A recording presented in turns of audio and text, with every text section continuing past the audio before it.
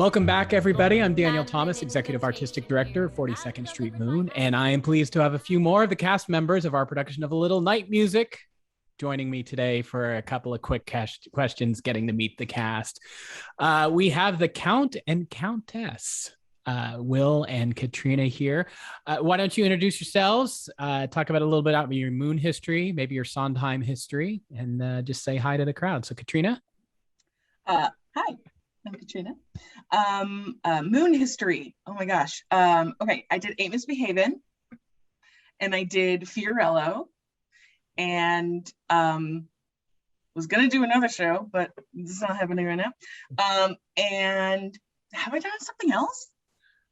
I feel like that's it. I feel like I've done a million things, but you've done, like gala stuff or virtual things, or you're around. I can't believe Ain't Misbehavin'. Was that really your debut? Yes. Wow.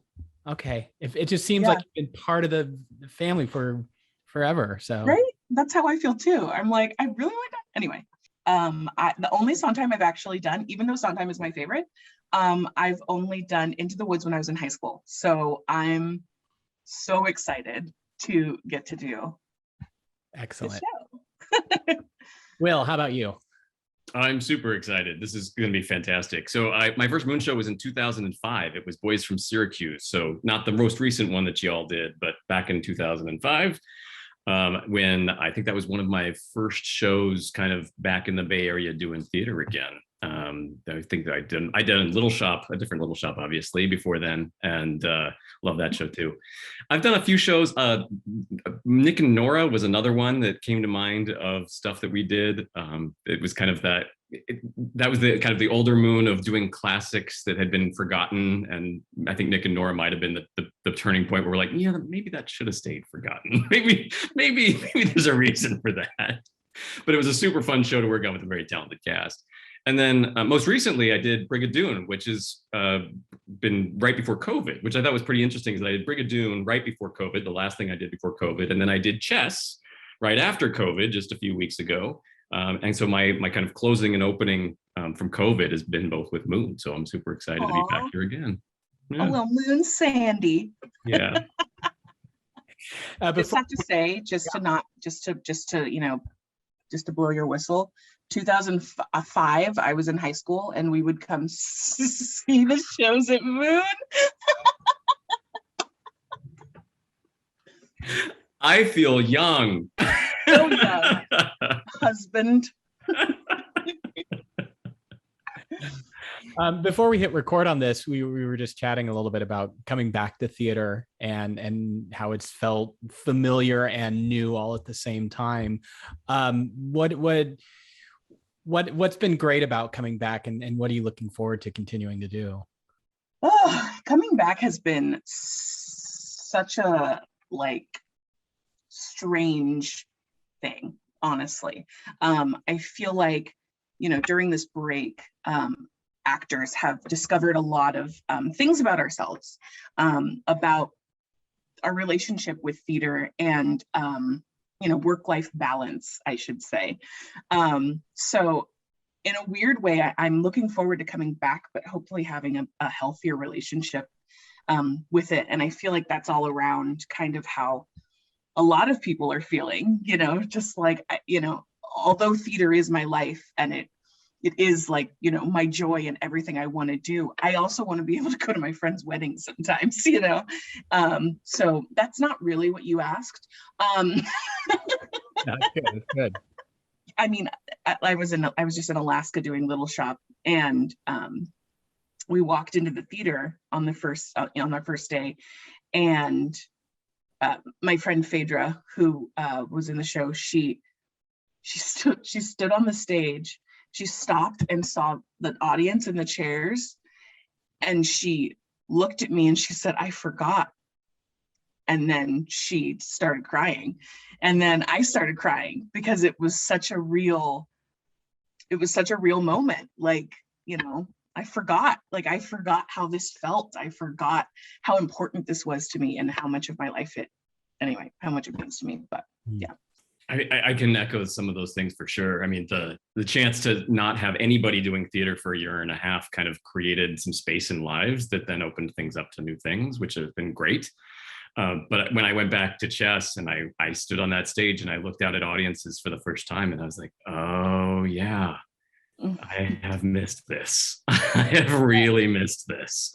And the interaction with other people too. I mean, there's all sorts of oddness. There's like, okay, now we're doing COVID tests at home and wearing masks backstage. And there's all sorts of protocols that we have to follow to keep everybody safe that feel different and awkward.